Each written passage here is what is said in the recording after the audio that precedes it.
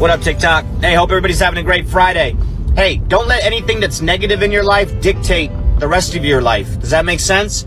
Hey, we all go through some hard times. We all go through some emotional stressors, maybe at work, maybe at home, whatever it may be. Don't let that dictate who you are and how you react to the rest of the things that life throws at you. Does that make sense? Like if you're feeling pissed off and angry all morning or all day, you're going to take that energy and you're going to present it to everybody else that surrounds you, your loved ones, your soldiers, whoever it may be. You're going to use that negative energy and it's just going to make everything worse.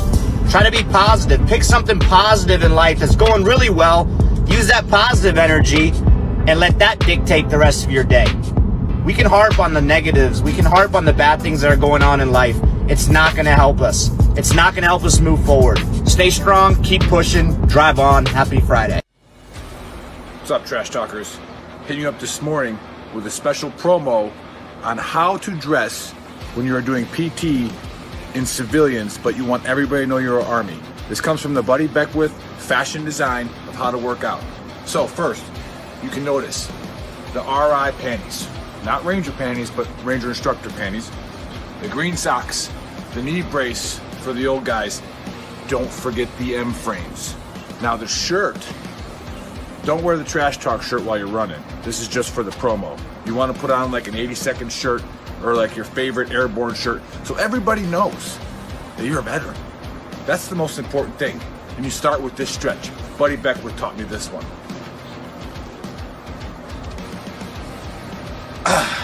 Ready to go. So, I'm walking out of the gas station and my co-worker, who's an old MP, but we still claim him, and has engaged the man in conversation. Not much for conversation with strangers, but he's got the tab. So, as I walk by, I say airborne, and the man responds with, and I quote, "Hoorah." So, after I instructed my coworker to slash every single tire before he put the car in gear, I looked for the biggest rock. As I crow hop to throw it through his back window so he can stop posing as one of us, I actually wake up and realize that the man's ignorance had incapacitated me for a moment, and I was daydreaming. I mean, because in that moment you got two options. I chose the third option and said, "Incorrect. That's an incorrect response." And I kept walking. The man said nothing and he pulled away. So you tell me, what is it, a stolen valor thing? No Marine's gonna have an airborne tab, and no paratrooper's gonna say hidden hoorah. So you tell me, stolen valor? Hey, y'all, I'm going to work. I left you a note on the refrigerator. I love y'all. I'm gonna go.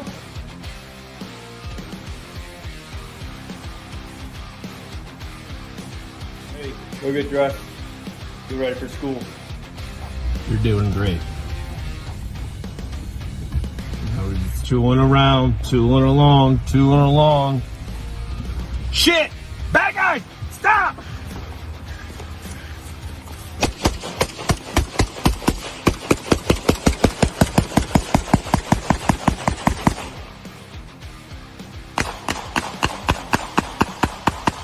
Let me break it down Barney style.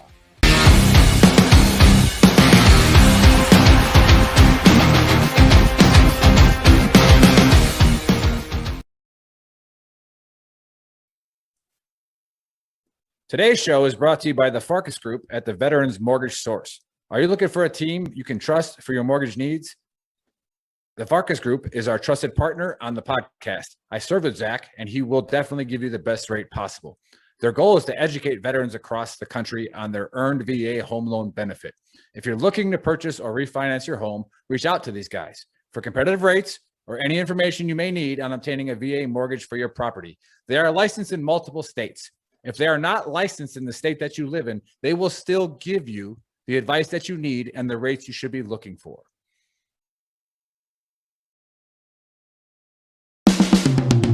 This is the Veteran Trash Talk Hour, hosted by Nick, Dave, Joe, and Buddy.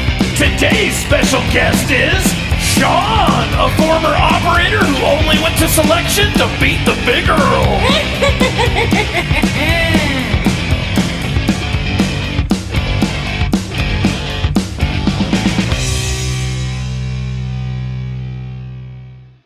What's going on, everybody? Happy Saturday, Gruntworks community. Happy Saturday, Trash Talkers. Welcome to episode 69 of the Trash Talk Hour. Shout out to our sponsors, Zach Farkas with the Veterans Mortgage Source. You can check him out at Zach Farkas at bmsloans.com, and 10th Mountain Whiskey. Check them out at 10thwhiskey.com. Type in VTT, get yourself a special discount. Special guest today is Sean with Tier 1 Pro Inspections. And today I'm joined by Len, Joe, and Buddy. Over to you, Joe. I see Buddy's rocking that 10th Mountain Alpenglow. Hell yeah. Rocking the cordial, as always. Hey, look, guys, when you find something that tastes good and also sneaks up on you and gets you jacked up, you kind of just stick with it. You know what I mean? Yeah, of course. And it doesn't give it's you called a an headache addiction, the next buddy. day. It's called an addiction. He's like, yeah, I had, what? You're the one. I don't know what you mean. Well, anyways, it's soapbox time, and once again, Buddy's favorite, Joe got deep and wrote something in the feels category. I will say this: last night kind of keyed off my last soapbox about your network and keeping your network close, because I'm sitting there doing the UFC show with Nick. And 2 shows ago, I did a soapbox about the gunner drill that we did and how I was proud of what happened in that moment. And as I'm sitting there talking to Nick, I got the 2 guys that were in the backseat of that Humvee texting me, saying they're watching and laughing and joking around. And that never happened before we started BTT. You know, not like that, where we're sitting there texting back and forth with the 2 guys that happened with. So once again, always keep your network close. And this one is honestly, I mean, like, no joke. We talk a lot of shit. This one's honestly tough for me. I've been through the rigmarole with the VA as far as treatment for PTSD, just to get this thing figured out and handled to where it's manageable. And I was talking to Dave earlier, and I feel like that time it's wasted if you don't talk about it, because there's somebody out there who's too embarrassed to talk about it. And they're under the delusion that we have it figured out because we started a podcast.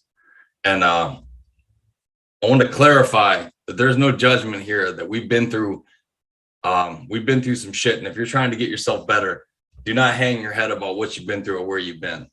In this program, they made you write what they called a goodbye letter to the military. There was people who were having a problem with separation. And Perry Houchins and I, we've talked about it plenty of times. It's a big problem, man. Once your unit finds out you're separating, they're going here, you're going there, and that's the way it's got to be. And you almost say goodbye then without knowing it. And it's brutal. So I wrote this down, and I figured it was a good time to share it. But they basically made you write this goodbye letter to the military, kind of making peace with the fact that you did what you could do, and that was it. And as far as transitioning from active duty to veteran, I felt like this was paramount for me to come to grips with. So I wrote it like I was writing it to a girlfriend or to a boyfriend or to a husband or to a wife, like it was a relationship, because it is. So I'm just going to get to it. And that quote: I remember the first day with you like it was yesterday. I remember being confident, but slightly intimidated by the idea of what committing to you and possibly giving my life to you, nevertheless, what that meant. Nevertheless, I believed in what you represented and what you could help me become. I felt like if I truly was invested in the life I could have, if I gave my whole heart to you, that the man that we created in me would be a force to be reckoned with on every level. After all, it takes pressure to create diamonds. And I felt like if I weathered the early storm that was inevitable from leaving the life I knew and becoming yours and yours alone, that pressure would forge a great man. And I was right for the most part. Like all great partnerships in the beginning, we were a perfect match. I got you. I understood you completely. I knew what it took to conquer any challenge that came my way because of my loyalty to you. I knew how to earn your respect and gratification, and I did it without question or hesitation. Those were some of the most incredible times of my life. And I'm gonna apologize if I get choked up, but there's dots of water on this paper. This is not an easy thing for me to say. So until that point, I never felt like more of a man. I felt unstoppable, like a machine, and the world was in my palm. Little did I know I would soon come to learn the harsh reality of what it means when a good thing comes to an end. In what felt like an instant, I went from a model soldier who felt like a stud and a combat machine to a tool of war that had lost its grip and been buried in the junk drawer because it no longer was useful. How did this happen so fast? How did I go from running through walls, not regarding whether death was waiting for me on the other side, and making others want to do it just to prove to me that they had my back, to being alone in an MRI tube, praying that the last jump didn't shut me off from the waist down? This is not the body that I built. This isn't me. I've put too much time into becoming something because you said I had to, and now it's gone.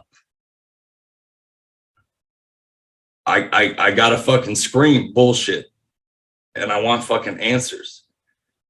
It was just a few hateful, rage-filled thoughts that clouded my mind as our time together was coming to an end. Oh, it's over now.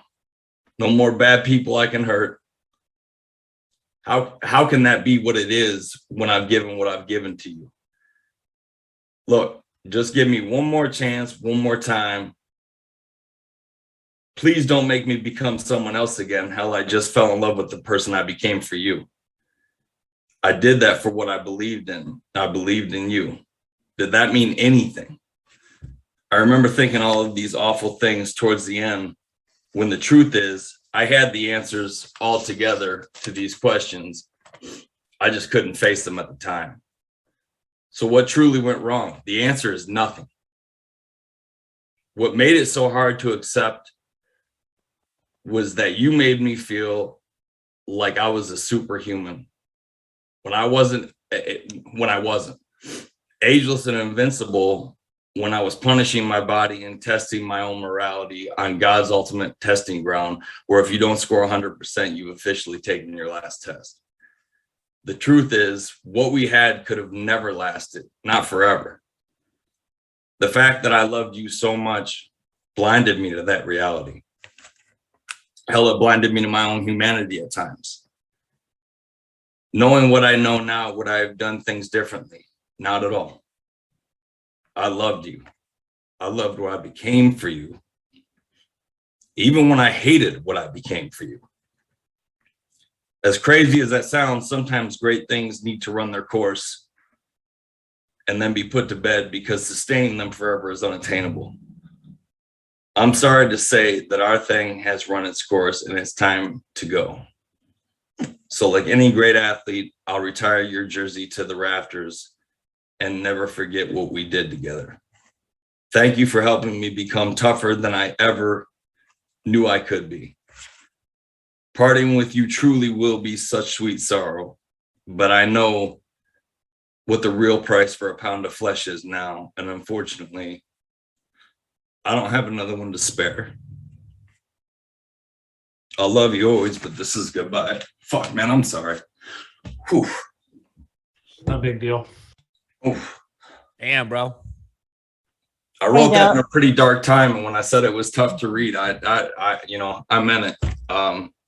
But if that helps somebody else that felt like when their time was over, they were useless to society, I'm glad I read it. But it's almost impossible for me not to get a frog in my throat when reading that one. Shit, you're good, man. Damn. Well, Len. No. Hey, who's gonna follow up with that? I mean, I don't even know what to say. Congratulations, Len. You get to be the one screwed by following one of Joe's fucking. Yeah. Len and I talk very rarely on the phone, but I called her before the show and said, "Hey, I'm gonna get real deep. Please do not let that change the mood of what you want to do." So Hey, man, Joe. thank you so much for sharing that. It's very brave of you. I know it's hard for some of us, especially you, to be vulnerable, especially here on camera on live. So thank you for that. I know so many people can relate to that, especially for the fact that we all joined the military at such a young age. We don't think that it's going to come to an end, right? So a lot of us don't prepare for that. We think that it's going to last forever. And so when the end comes, it's like, well, what happened to me? Who am I? And that's why we're here as VTT, a community. We're here for each other. And it's so brave of you to share that, because we're all here in the same page as you. I know some of us, like Dave and Buddy, you guys probably just retiring or haven't retired yet, but you will come to that point. At one point, everything ends and it's not forever. And that's something that you have to deal with. And you have to find a new identity, a new person, and that's hard. So I definitely identify with that, Joe. But anyway, guys. Hey, Len. Hey, what's up, guys? So I'm Len. I got the Florida sun here blinding me, but let me go ahead and move for a bit. Okay, so for my part, I really wanted to touch on myself. I've been with VTT for a year now, and me and Joe talked about this before. You're muted, Len. You muted yourself, Len.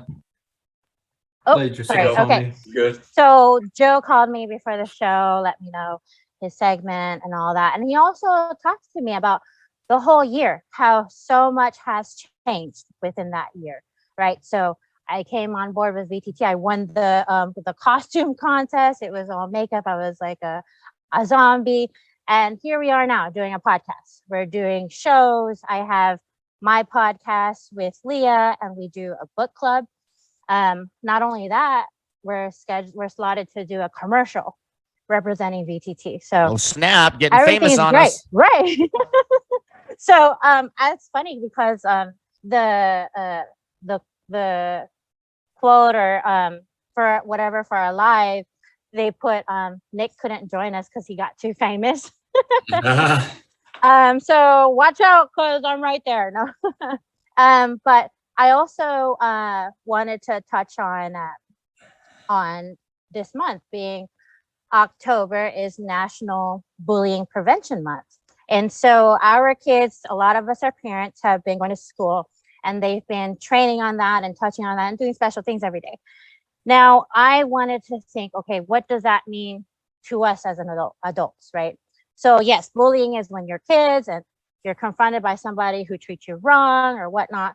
But as adults, how do we deal with that, right? So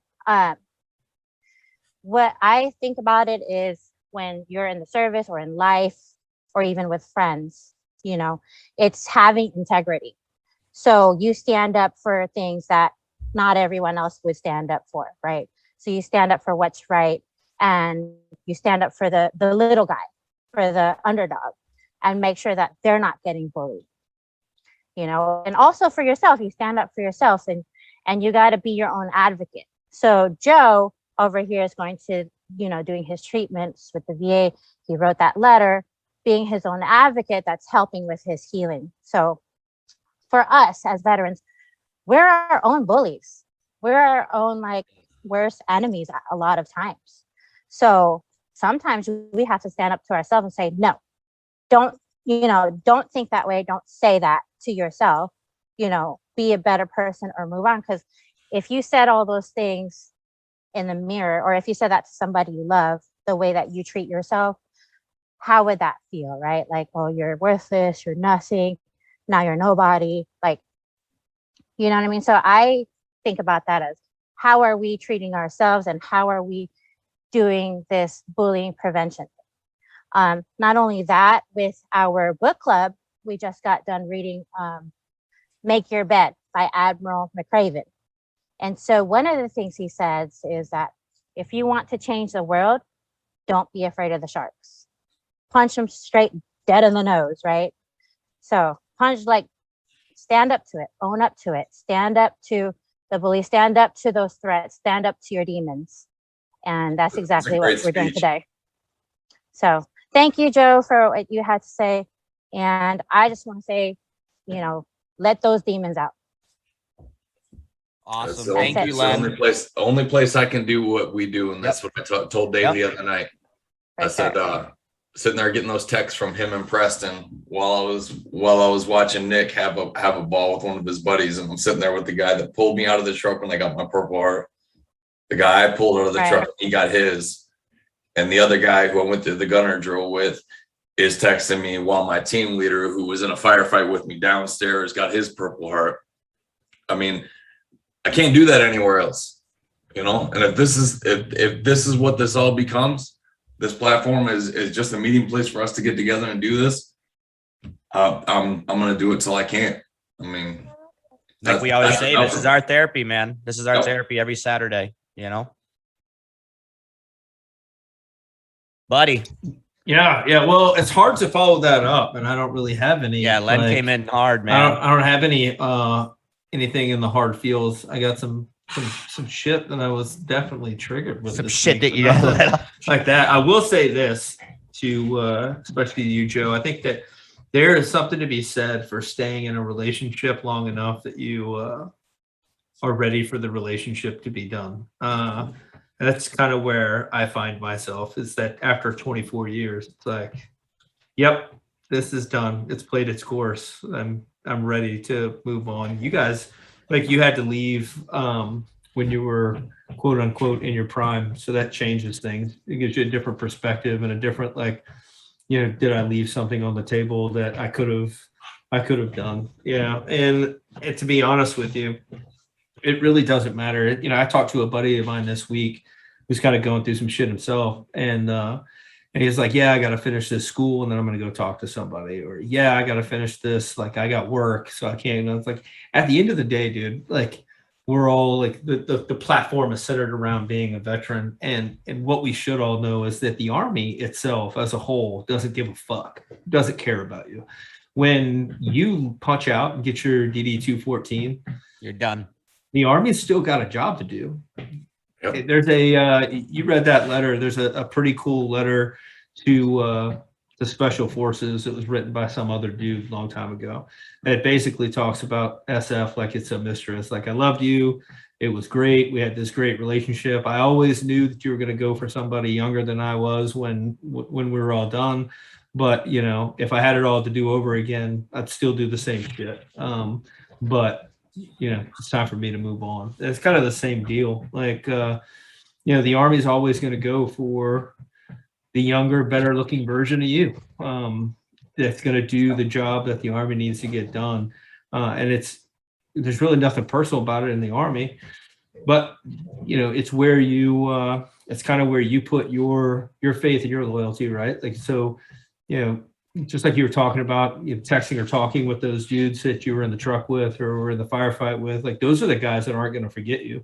Those are the guys that are going to be with you down the road when shit is bad and when you need stuff done, or when you're feeling fucking shitty, or when you're not feeling shitty, when you have something that happened that's awesome that you want to share. Those are the people that are going to give a fuck. Those are the people that are going to drop everything to help you out. The Army is never going to drop they were never going to drop everything to help you out. They weren't going to be like, oh shit, Joe's having a problem. Stop Afghanistan. Let's go hang out with Joe. You know what I mean? It's a machine. Your boys, on the other hand, and the guy you're apart.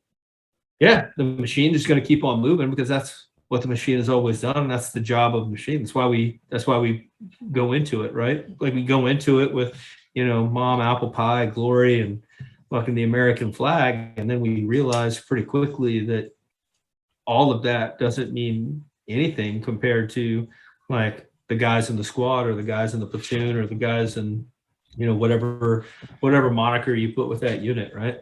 So, like, I don't know.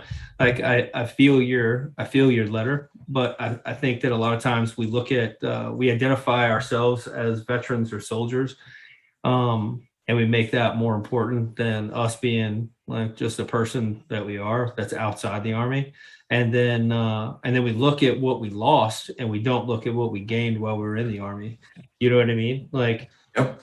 You had to go through that breakup, right? But at the end of the day, you didn't leave it without something. You left it with your boys. You left it with guys that you've shared something that 99% of the civilian population in the United States will never have the blessing to be able to enjoy.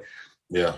99% of Americans don't even know who their friends are. They think that everybody is their friend, and that they, you know what I mean? But I tell you, like, I don't trust anybody that hasn't been shot at with me. You know what I mean? Like, if you've never taken a couple fucking rubber bands around your face and didn't run away or freeze or do whatever, and like look past the fact that somebody was trying to put additional holes in you that weren't supposed to be there, but then you stayed there because your boys were there or because other soldiers were there, then you haven't proven that you're actually down to do gangster shit. You know what I mean? That's like a different experience. Yeah. Like everybody, you know what I'm saying? Everybody wants to talk and puff their chest out and act like badasses, but at the end of the day, you know, if you've just been sitting here sipping on milk and honey and you haven't really tested your mettle, then you don't know what the fuck you're talking about. You don't know what you're about. Everybody wants to do gangster shit until it's time to go do gangster shit. Gangster shit. Yep. Yeah. Richard Hodges just commented in the chat. He says, "Brothers from other mothers," which is 100%. It's a big fucking dysfunctional family, especially with us. Yeah. Sure. And then you run into a vet. Or somebody who served, and you meet him for the first time, and it's like, dude, it's like I've known this guy forever. Like, just the language that we communicate in, you know, the way we act with each other. It's just a whole different world, and a civilian will never ever understand. Nothing against civilians. That's why we want civilians to be part of our community so they can understand that. But that experience, and especially in combat, but like, well, it's not even like we always talk about it's the getting shot at or the firefight, but it's not just the firefight. It's fucking, it's being at day 8 at JRTC, who's been rained on for the last 8 days straight, and laying in a fighting position with somebody and looking at them and knowing like, this sucks, man. Like, this is shitty, and there's absolutely nothing that we can do to change our plight in life. So we get to make a decision of whether we're going to sit here and tell fart jokes and talk about like fucking movie quotes, or we're going to like cry into our already wet poncho. Like, you know what I mean? Like, civilians don't get that. They get out of work. Those days when you find out if you believe in it or not. You know? Yeah, well, those are also the days. It's the days. Those are also the days where you weigh like, okay, can I walk from Louisiana back to Fort Bragg? Because this place blows, and if I could, I probably fucking horrible, man. Yeah, exactly. Anyway, my honesty cap this week is really just an observation. You know, we've been talking about the COVID thing since it's, till we're blue in the face. We've been talking about, but the observation I had this week when we started talking about counselings and GOMARs for people who didn't believe in a vaccination and all of this other stuff, and it's more than that. It's also the fact that the SecDef came out with op order number 5 that's got all of this information in it, right? And it's up to the command and the command staff to read all that op order and understand exactly what it means, and then to do what the op order says to do, right? Well, explicitly in the op order, it says that you can only the GOMARs, counselings, all that can only happen if there's if it's an FDA approved dose of the vaccine, and there's only one FDA approved dose. It's one of the Pfizer doses that's approved. But instead of looking at that and understanding that they were given a loophole to protect their soldiers, or at least take time to get more information to inform their soldiers who aren't idiots. Like, these guys aren't stupid. They all have valid reasons why they don't want to do something. And if somebody has a valid reason, and we're good leaders, or great leaders anyway, we then we know that we can just explain to them why something has to happen. There's a time and a place where you're going to do it because I fucking told you you're going to do it. Usually it's, when somebody's shooting at you, or you don't have time to do, but we have time. Like, we've had 2 years to explain all of what's going on and how to do it. But instead, 2017, I remember having to go to classes and watch fucking PowerPoints on toxic leadership traits. And, we were trying to get subordinates to dime out their toxic leaders so that we could get them out of the Army and this, that, and the other. And now I turn around and it's 2021, not very long ago, that we were talking about toxic leaders, and we're using all of the toxic traits of leaders in order to tell people that if they don't get a shot, that we're going to ruin their career, and in fact try to ruin the rest of their lives. Like, a lot of people don't understand a GOMAR and a general or other honorable court martial or other honorable discharge from the Army, that's not a good thing. Like, you get out, like, civilians don't want to hire you. And if you can't explain 14 or 15 years of your life, not to mention you've got 15 years that you've got to throw away that you have invested into hopefully getting a benefit package and a pension and all that other stuff, that's a huge threat to somebody's life and livelihood. And yeah, because it's not a local GOMAR either. For those that are watching, it's like it's PG level. So that shit follows your career, and then when the QMP board happens, for anybody that's watching, you're fucked. You're fucked. Oh yeah, you're done. You will never see another rank, and you'll probably get QMP'd. You'll get out, and you won't have anything. No, thank you for your X amount of years of service. Appreciate it, but we don't need you. And to me, it just, I don't know. It's a huge, I guess it's a big signal that our leadership has been degraded to the point that it's not the same as it was even 10 years ago or 15 years ago, when I think that there were people that would stand up and say, hey, no, we can't do this. We're still waiting for legislation. We're still, like, it's an executive order. That's not a law. Sorry. Like, are we so far from 12th grade Alabama civics that we don't understand how laws are made? It's just kind of watching it from the outside, because I'm exempt from it anyway. I'm 180 days from retirement. I don't have to get it anyway. But watching specialists and E7s and E8s wrestle with the choice of losing their entire career or getting a shot they don't understand. And it's not like they're saying no. Most of them are saying, well, what's going to happen if I take it? Like, what are the side effects? What are these? And you look on a bottle of aspirin and you got 10 side effects, everything from upset stomach to fucking explosive diarrhea. And, there's no side effect listed for any of these shots. It's just, it doesn't pass the common sense test. Therefore, why it's on the honesty cap. Anyway, I just think it's odd. That being said, I do get to introduce Sean Richards. He's the owner and operator of Tier 1, which, of course, let's just talk about the fact that no soldier that's ever been in a Tier 1 unit will let go of the fact that they were Tier 1 ever. Like, it doesn't. You could go from being in Ranger Regiment to being like a cook. Or a Marine, right? Or a fucking Marine. You'd be like, yeah, man, yeah, this isn't the same as Tier 1, bro. Like, this is real guy. Like, what are we doing right now? Fuck Tier 1, we didn't do this shit, right? Like, dude, you guys need to step up your game and tear it up. Anyway, but Tear it up. Tear it up. Tear it all up, bro. Yeah. But anyway, Sean spent a little bit of time in the Army. He spent some time in some cool units. He also spent a little bit of time with Nick, and I'm sure he's got his own stories that he'd like to tell about Nick. Nick, do you want to mention Sean? Oh, Nick's not wait, here. you're not here. That's what Nick does. And Sean, feel free to talk about Nick and how he's an elitist now. He's with his country club friends again. But now he's with his student country club friends. Slightly annoyed that John, he got all ritzy.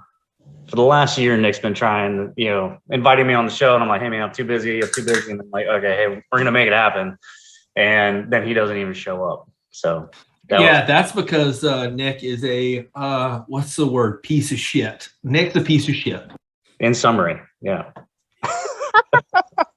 Sean, the floor I hope is he's yours, listening. man. Talk about maybe a little bit about your military service, talk about your business, what you guys do, and we'll go from there, brother. Yeah, sure, man. I appreciate it. Thanks for having me on. I really, I've been wanting to get in and, get behind the mission, that you guys have. And so I appreciate the invite to come and chat with you guys today. But so now, as of this past summer out of the military, doing the small business route. So got out and decided I needed to maintain that tier level. So started a home inspection company, Tier 1 Pro Inspections here in Central Florida. So kind of a little bit of a gear change, right? Going from, being a, 20-year, military career, last, third of that, being in a SMU unit and doing some cool stuff. Then, I had to make that decision, and there were so many things that went into that. And Joe, the letter that you read, man, there's that resonated with everyone and that's listening to this probably, because it's all things that we've struggled with and we'll continue to work on as we go through life, man. I appreciate it. Thank you. Appreciate you sharing that. That's not easy. No, and that's I couldn't be sarcastic about any of it, because all we do is talk shit. We have fun with it. But I was like, look, hey, real talk. You guys are my brothers, and I love you. This one's gonna be a little difficult because I was in a dark place when I wrote it. But I think everybody goes to that dark place, some worse than others, but everybody goes there a little bit. Yeah, for sure. Everyone has different levels, right? Coping levels, stress levels, etc. So it all comes down to how you deal with it, and but it doesn't mean that you're not everyone's affected by it. It's just people will handle it differently, process things differently. But so decided to join, leave the military, and there's a couple things you guys have talked on already, where I'm not sure who mentioned it, but it was along the lines, it might have been Beck mentioned it, where it was like your transition, as soon as you say, hey, I'm getting ready, like I'm thinking about getting out, everything changes, right? The whole demeanor, the way your leadership looks at you, et cetera, et cetera. And I saw the same thing. And it is funny, I had a pretty awesome, transition period from the military. It's something I cannot, say enough things about. But the one thing I would change is that even though I knew I was getting out, I wouldn't have told people as early as I did, because it affected me 12 months out from I still had 12 months left on, my team, but it started affecting all these little decisions. It was like, well, does he really need to do this, or does, and we started, so it was just like, it really rubbed me, me the wrong way. But it's just speaks to how, you're just the cog in the wheel, no matter what tier level you're at. The mission's going to continue, and the big army's going to keep moving. So, but yeah, it's one thing. One thing that I did personally, and I hope I guess the takeaway for what I have to bring to the table today is that people need to take their transition seriously, right? And yeah, we've all heard that, right? Some of you guys probably already rolled your eyes, but part of that transition isn't just, hey, I need to go from job A to job B, right? Or whatever that is, right? But part of that transition is and Beck spoke to it and Joe spoke to it, is the mental transition, right? How do I go from this very structured environment, right? Even at a senior level, you have everything about your career, your job, your decisions, everything's structured. Everything's kind of, you have one way to go, and you have a purpose, right? So when you start to transition into that civilian life, as majority of you guys know, you don't have that. You don't have that structure around you anymore, and you don't have that purpose anymore. And both of those lead to identity. And I think Tito, mentioned that, where it's like, that is your identity, right? Like, for 20 years or however long you've been in the military, that's who you are. So how do you transition from that to a civilian life without making a very deliberate decision to take that transition and that mental health transition seriously? So, about a year ago, I was like, hey, I've got 20 years worth of shit that I probably need to talk through with somebody, right? And so I reached out to, our behavioral health, counselors, right? But we don't call them that, right? We call them performance counselors. Like they were, trying to do away with the stigma. It's like, hey, we're your cognitive health specialists. So whatever you want to call us, you're not your therapist, but we'll help you, be a better performer. So that allowed me to kind of start unpackaging shit, because it takes time. It's not a one and done. You can't just go in and share your stories and feel like you're going to solve, shit that you've been dealing with, or 20 years worth of shit. Right. It takes time for you to like let your own walls down and build a relationship with that therapist or counselor. But the payoff is huge, man. For me, it was, and I think it was one of the best decisions I made in my transition was, hey, I'm gonna be deliberate about that. And, kind of gave me a lot of tools, right? It gave me a lot of coping tools and just things that like, hey, you're about to close that chapter, right? And you're gonna have to build your own new identity, etc. But why don't, if closing those chapters, why don't you make it part of that process to like reach out to some of these people that you've been putting off, right? I had some, spouses and kids of friends that were killed, etc. That like, it's always been on the back of my mind, like, hey, I should reach out. I mean, it's 10 years, 10 years since, some of these guys have been killed. And I just kept moving, right? Just keep going forward. It was easy at that point, but now it's like, you carry that guilt with you, and it's like, man, I didn't do anything, right? I didn't do anything to try to help their family. I didn't do anything to, be, just be a good human, right? Just kind of focused on myself and kept moving. So, part of that, with that, me making that more of a deliberate transition plan was like, okay, hey, it allowed me to make that, deliberate steps along the way, whatever. It was like probably a 27-step program, but for me to like leave in a good headspace, being like, okay, like I've closed some books, I've talked to some people, I've had some tough conversations that I've been putting off for years, and it helped me deal with a lot of that. So that would be my my number one for anyone transitioning, whether it's your decision or you're not, it wasn't your decision to get out, is take advantage of the time that you have, the resources that are out there, because they are there. And then, screw the stigma. Who cares? Like, there you go. Yep. You have to put yourself first, right? Because like we said, Big Army's going to keep moving. Everyone's going to keep going, and you're going to be marginalized pretty quick, way quicker than you think. And you have to put yourself first if you want to be successful. Yeah, and a lot of times we don't put ourselves first. You look at different types of leaders and stuff. It's always the Army. Like you'll do something for the Army, instead of going to a kid's baseball game if you can during the day or whatever MOS you're in. And then you brought the biggest point was talk to somebody. I think that is the most important thing, because we've talked to a lot of people that have come on our show and they waited until they were out.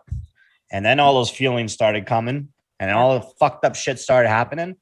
And sadly for some, it was too late, They just didn't know what to do. So great message in regards to start the process now, start it prior to getting out. Reach out to somebody and talk to somebody. I think it's beautiful. Brought up some great points. Great points. Yeah, go ahead, Joe. I think it's beautiful that they call it something different. Correct. Because as you were saying, Sean, is that it truly is about your performance. Yeah. So call it what it is. You want to be the best version of you, and I'll give you another one that you hear all the time. We all have little mouths that depend on us, that we feed. Yeah. Everyone said, well, my kids are number one. Who's feeding them? Are they going to work on Monday? Fucking fix that guy, because that's the guy that's going to take care of them. And it's not selfish. You're actually thinking about the people that depend on you when you do that. Because like Sean said, I love the term unpack. Yeah, I like that. It also erases the stigma. It's like, let me get this shit out of here. Because when I got a 7-month-old at 41 years old screaming, and I just threw down a 12-hour shift where most 20-year-olds couldn't handle the fucking pace that we set. I can't worry about being strung out and stressed out about something else. And Dave, we just kind of went through a restructuring as far as who is responsible for what. And it was because they absolutely saw it like, this is not healthy for him. It's not working for him. And it took my brothers to actually, like, I mean, they noticed it. Like I was, you know, it's not selfish to take care of yourself. No, it's not. And I I want to, go ahead, Len. sorry, I want to piggyback off of what Dave said and what Sean said. You know, you went up and you asked people to help you. We're trained to work as a team. You didn't get to your career and did all your things alone. You had people there with you. Why is it when you're getting out and separating or whatever that you think that you have to do it alone? Ask somebody for help. Use your resources. We are a team always. So I definitely identify with that because I thought it was an alone process. Right, exactly. It never was. Yeah, Exactly. I think in those lines though, like in going through the transition currently, like I'm right in the middle of the retirement process, and I'll tell you from my perspective, you go through it alone, or you feel like you're alone and you can't reach out because first of all, you are the only person that you know retiring, right? Like you're retiring. The rest of the Army is not retiring. Your friends are either already retired and they'll call you and give you helpful hints and tips and all this stuff that they did. And those are awesome. But the people that you're on your team with, they're still doing what they were doing. And then you go to the transition office and they're doing their best. It's not that they're not doing a great job. Like you go to transition or you go to SFL TAP or you go to wherever, and they do this every day. Like this is an everyday thing. It's a career for them. And it's like going to like the PAC office and you're like, hey, I need to do something about my pay. And they give you a form and they look at you like you're retarded because you don't know how to fill the form out. And you're like, bro, you fill this form out 800 times a day. Like I've never even seen this thing before. I don't know what this shit is. Like, what do I do? It's a day in the life to remember a buddy, but it's fucking Tuesday to them. Yeah, you go to the transition office and they're like, all right, you got to go do this, this, and this, and you'll get this class and this class. You're like, all right, well, what do I need to do? And they're like, well, you don't know? Like, I've never retired before. Like, what are you talking about? I've never gotten out. I'm getting out of the Army for the first time. I've gotten out of the Army. What are you talking about? I know it's and there's no you folks. I honestly believe that, and I know that it was an issue back in, 2007, 2010, 2011, even that, they stood up the Wounded Warrior program, or not the Wounded Warrior, but the Warrior Transition Brigade or whatever. And it was supposedly full of people that were, wounded. They were supposed to be wounded in combat and then having to get out. We were taking care of people.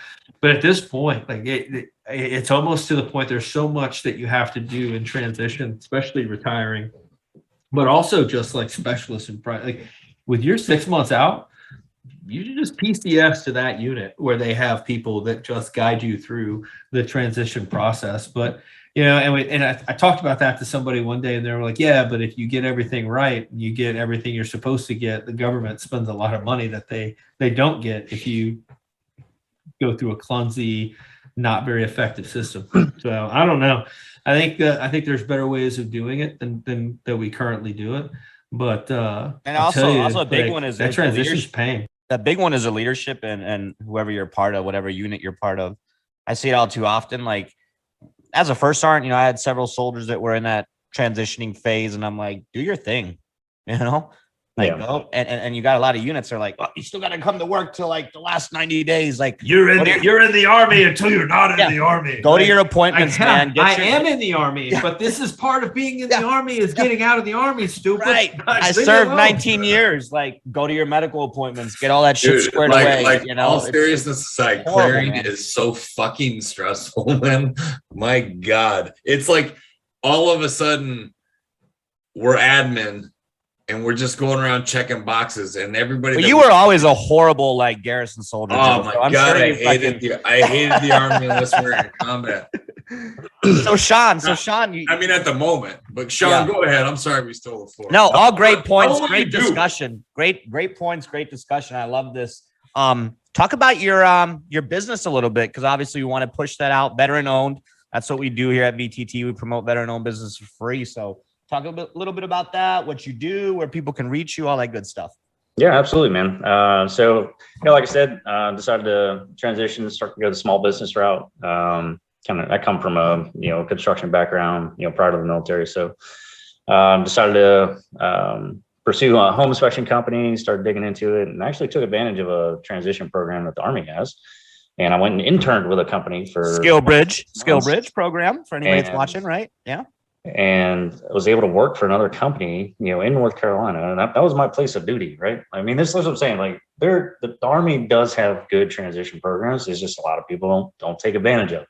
Yep. 6 months out, and it's an internship. You can still get your Army pay for it. I'm going to do the same thing. An amazing program. And you can go into a different state. For anybody that's watching, you can literally, I'm in Arizona. I could go to fucking Wisconsin if I needed to. Wow, that's a great program. Oh, it's amazing. It's amazing. You can hit on that a little bit, Sean. I didn't mean to interrupt you. Learning, man. There's programs. Skill Bridge is amazing. Go ahead. So I was able to take advantage of that while I went through like my licensing for Florida, etc. I was able to. We moved to Florida in July. I launched the company 1 August. So like that's how we had it. Kind of lined up, and it's been smooth sailing since. We've been scaling pretty well, and so we focus on residential home inspections. But here in Florida, you have to do several insurance inspections as well. So wind mitigations and 4-point insurance inspections, all these fun things. But they make money. So do you only work in Orlando? Do inspections in Orlando? No, so we focus from Orlando, essentially, West Orlando, all the way to the coast, the East Coast. So, Orange, Seminole, Volusia County. So we cover a little, pretty big area.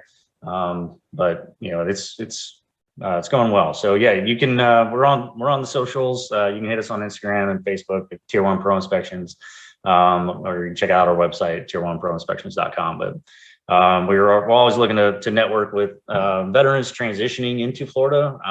That was another step that I did when I was getting ready to come to Florida. I started reaching out to those veteran networks down here, because that's your network, right? You have to leverage that network, because it doesn't matter where you came from, Tier 1 or whatever. I just remind people where I came from, but that's going to help. Those are the individuals that are going to help you, get where you want to go. Even if you're looking for a job. So there's multiple veteran networking events in and around Orlando, but they're all across every state. Take advantage of those. Get out there and meet some people. If you don't know what you want to do, I've had multiple job offers just having a beer with a bunch of veterans. Right. So it's the avenue's there. It's, you just got to take advantage of it. So, coming to Orlando, I was able to reach out and network with some good veteran realtor networks down here, which helped me kind of launch the business, at a good stride. And, now we're kind of, trying to work, together and being like, hey, let's focus on targeting those, veterans transitioning to Central Florida, so we can be like, hey, like we have a realtor for you, we have a home inspection company for you, we have this, and it's all veteran owned, right? So it just immediately puts guys at ease, and it's all relatable, right? We know what they're going through. So it's a pretty cool aspect that we're trying to neck down still, but it's something that we're passionate about. Well, Sean, I wish I would have known you 2 weeks ago.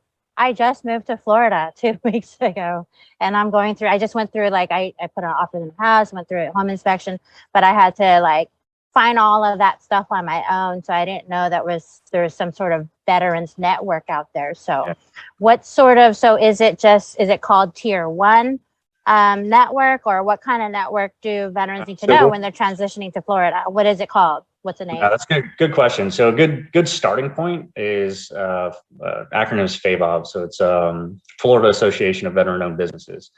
If you reach out to that, if you're coming to Florida specific, I can't speak to other states, but within across Florida, if you reach out to FAVOB and say, hey, I'm transitioning and I'm looking at Central Florida, I'm looking at Jacksonville, Tallahassee, whatever, they're gonna be like, okay, hey, we can help align people, put you in contact with the right people to streamline that transition. So that's nice. Yeah. So I have a buddy out there. He's network.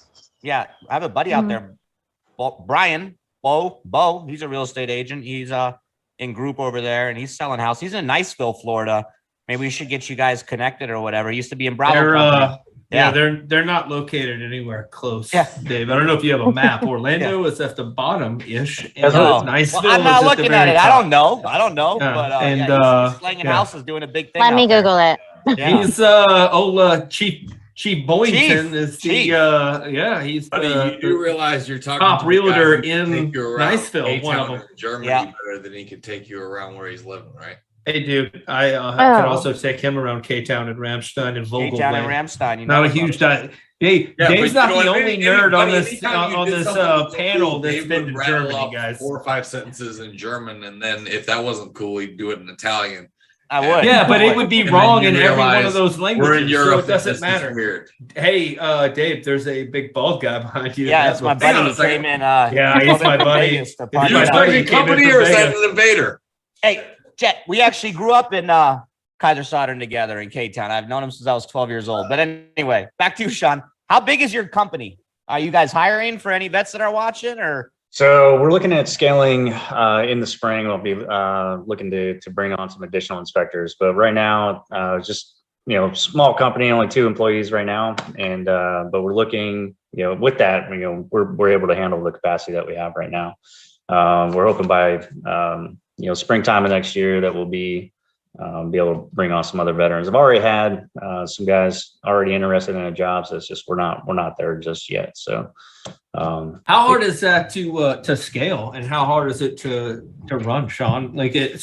You're in Orlando, and there are veterans all over the country. If they decide, I'm going to go to school, like what certifications did you have to get to do the inspections and then start your own business, really? Because you just did that, and then LLC did, right? Yeah, it's a good question, man.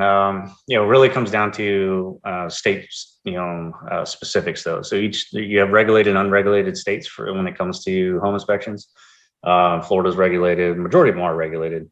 So that's your first starting point. Figure out what your state requirements are. But after that, you're looking at, it's roughly it's like 140-hour program or something that you got to complete. And then it's, just giving you a baseline education of like, home inspectors are just, expert generalists, right? You have to be really good at, every little field, but, you don't have to be an expert in every little field. Going through that, I ended up going through a school called INTERNACHI, which is the International Association of Certified Home Inspectors. So I was able to do all that, remotely. So I was doing, online school with that, which the Army will pay for if you go through the right channels for that. And then concurrent to that, I was doing that internship. So I was, doing the OJT during the day, and then, coming home, do some coursework at night. And then by the end of the 6 months, we took a weekend trip down to Florida. I took my Florida state exam, smoked it.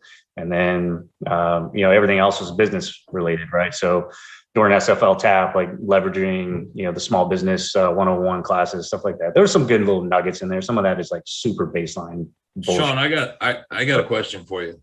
Yeah. All right. Being that you're in a tier 1 unit, and now I always take this to a level that most people don't, and that's fine. I consider where you were at the top 1 percentile of people that do what you do in the world. I'm sure you probably agree. Well, that's how they deem professional athletes.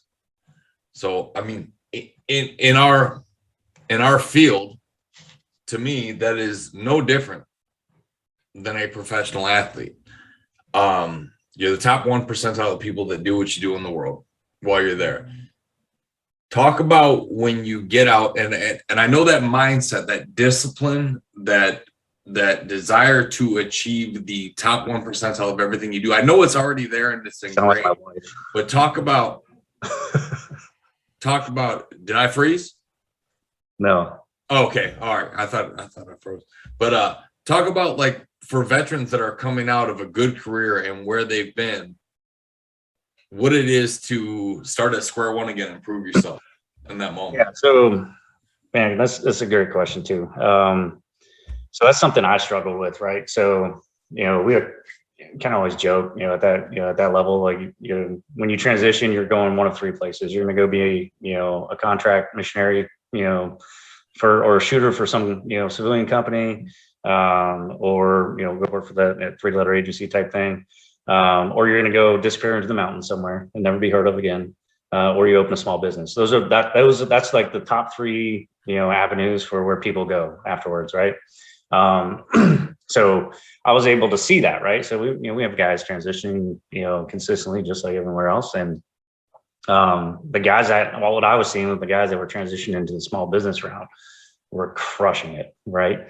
And but I think it all comes down to mindset, like just the things that made you successful. This is wherever you came from in the military. The things that made you successful in the military are what is going to allow you to crush it.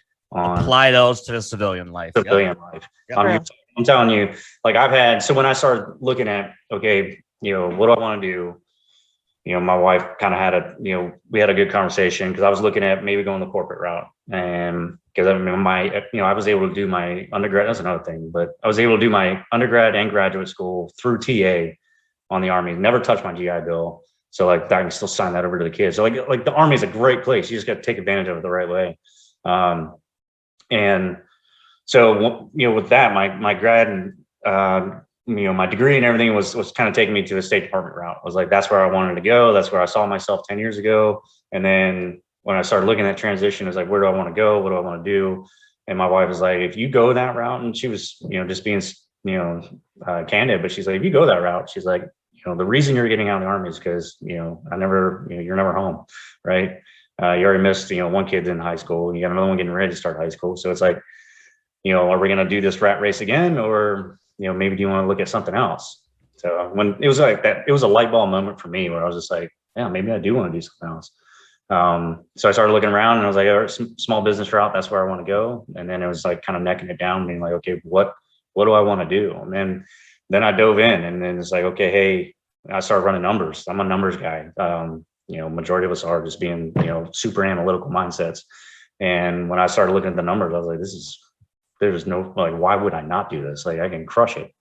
So when I started lining up some business meetings, right? Just with guys, business owners, leverage the network, people that got out and have small businesses, had plenty of phone calls and lunches, and even individuals outside the military. And what I saw, the difference between the lunches with people that were, in the military versus outside the military, the individuals that, business owners that I, were not in the military, when I sat down and had lunch or dinner with them, and we were talking business or whatever, and just conceptual, processes, and in the back of my mind, I was like, I have no idea how this idiot has made it as he has. Like, it was just unbelievably, like, this guy's a fucking muggle. Like, where does he, I was like, so it was just like, but it was even more empowering to me, where it's just like, this fucking guy can do it. Right. And I'm definitely going that route. So then, started really digging in, and when during that internship, I was really fortunate, the company that I worked with, Atlas Inspections in North Carolina, all around Fort Bragg, all the way up in Raleigh. So anyone needs a home inspection up in that area, that's your company. But the owner, Mike Rotowski, veteran himself, allowed me to come onto the team. And he not only just, mentored me on that side of, like, how to be a good home inspector, but like, then we would have lunch afterwards and be like, okay, hey, here's the business side of shit. Like, here's what's really going on behind the, the curtain. And that was super invaluable, to me. And it just really changed the way I was, approaching things. So, yeah. But all that was, leveraging network and talking to people, and, taking advantage of programs that exist. Like, there's no like mysterious like key to success or anything like that. It was just like, hey, I'm going to make shit happen, because guess what? 99% of the job of everyone in the military, you get 1 ounce of direction from somebody, and it's like, just figure it out, right? Like, just go do this by this time, right? And then we're just problem solving all along the way. So that's small business 101, right? Hey, Sean, want to go? Not to interrupt you, but you were talking about lunches with people that hadn't been in the military and like how they were kind of idiots or whatever. And then you just touched on the fact I think the biggest light bulb moment for me when I decided to transition out of the military is like, oh, fuck, what am I going to do? Like, because you're told when you're a private and a specialist and an E5, like you get out of the Army, you're going to be a hobo on the side of the road. Like there's two choices, either stay in or be unsuccessful. Work at Taco Bell. Yeah, we kind of realize and you kind of carry that with you for a while until you get to the point where you transition. And then at some point the light bulb came on and I was like, I've been making shit happen for the last 20 some odd years with absolutely no guidance. Like I think I'll be fine. Like we learn how to just be fine. And did you find that those civilian guys that you were dealing with didn't have that, like, we're just going to make shit happen, or is that not right? No, I mean there's some of them that are very switched on, and you can very early on in the conversation you're like, all right, this guy's a 12-pound brain. But the other one, the ones that I'm talking about were just like, man, blows my mind. I feel like they all, from what I've seen, the difference is they all have that ability to just kind of independent problem solvers. What I saw on that side though is like they're very close hold, right? They don't trust anyone. And maybe that's something I just haven't been bit on the civilian side enough yet, where it's like you're constantly have your walls up. Well, for me, like I have a different way. Like I'm a little bit, I think, walls down when it comes to business and willing to trust people, and maybe that it comes from being in the military. I have a little bit more of an inherent trust in the people to my left and to my right, but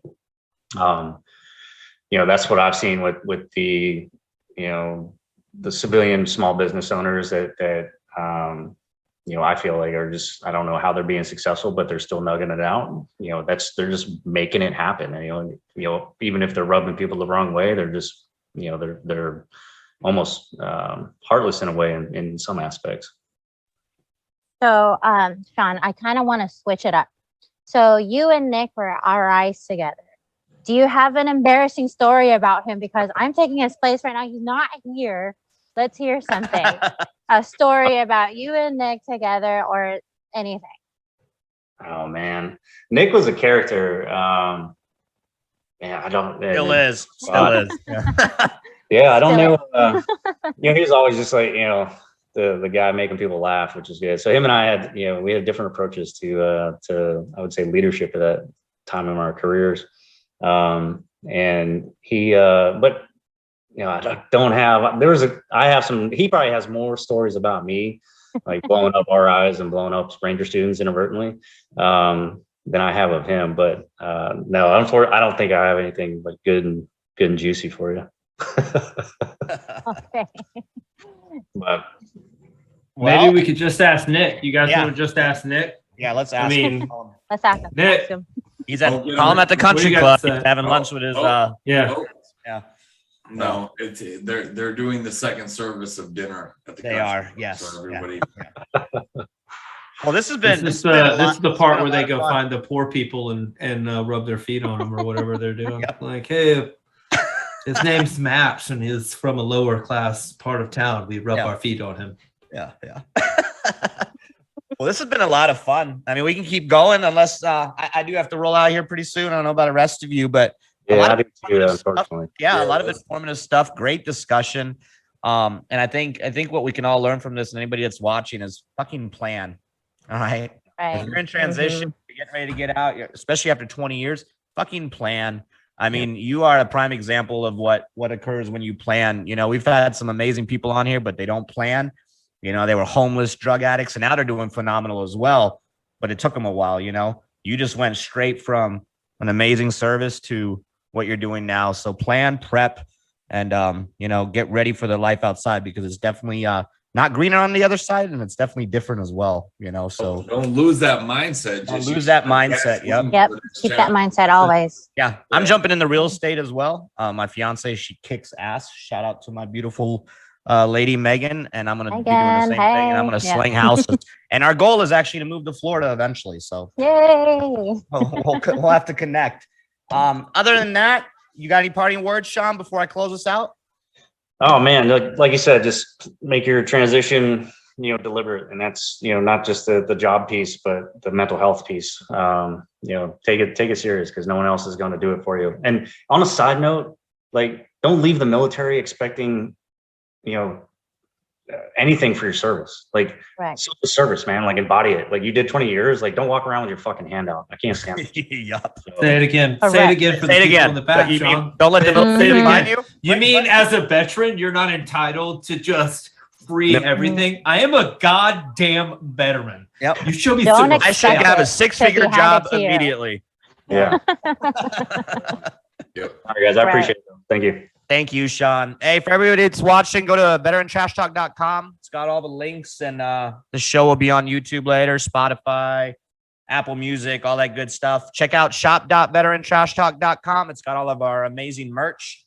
This is the Daniel G that I'm wearing with the VTT symbol, and then we got the number 22 in the back. Joe's wearing the Show it, Joe. Show your shirt. Yeah, flat out favorite. Keep calm and lay down Scunion on the 240. Yeah, just Buddy's not wearing anything. He's still waiting on his tank top. But anyway, if you go to our shop, purchase some stuff. We got this button as well, the famous trash talk button. Let me break it down.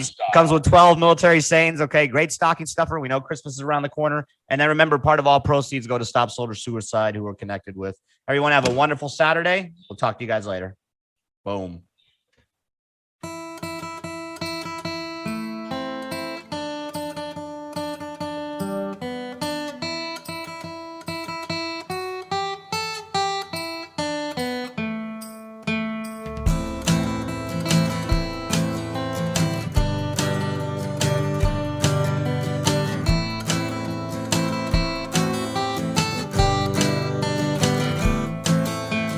Where do we turn to, veteran trash talk? Where do we turn to, veteran trash talk? Where do we turn to, veteran trash talk? Bravely every morning. Bad days, good days, up we rises. Bad days, good days, up we rises. Bad days, good days, up we rises. Bravely every morning. One day I'm okay, next day darkness. One day I'm okay, next day darkness. One day I'm okay, next day darkness. Bravely every morning. Bad days, good days, up we rises. Bad days, good days, up we rises. Bad days, good days, up we rises. Bravely every morning. Past is the past, so be forgiven. The past is the past, so be forgiven. The past is the past, so be forgiven. Bravely every morning. Bad days, good days, up we rises. Bad days, good days, up we rises. Bad days, good days, up we rises. Bravely every morning. Let's fight, don't quit, call that in order. Let's fight, don't quit, call that in order. Let's fight, don't quit, call that in order. Bravely every morning. Bad days, good days, up we rises. Bad days, good days, up we rises. Bad days, good days, up we rises. Bravely every morning. Raise a glass for those we're missing. Raise a glass for those we're missing. Raise a glass for those we're missing. Bravely every morning.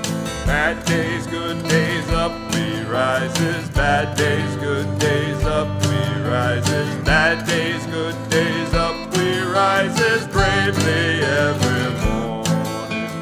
That's what we do in veteran trash talk. That's what we do in veteran trash talk. That's what we do in veteran trash talk. Bravely every morning.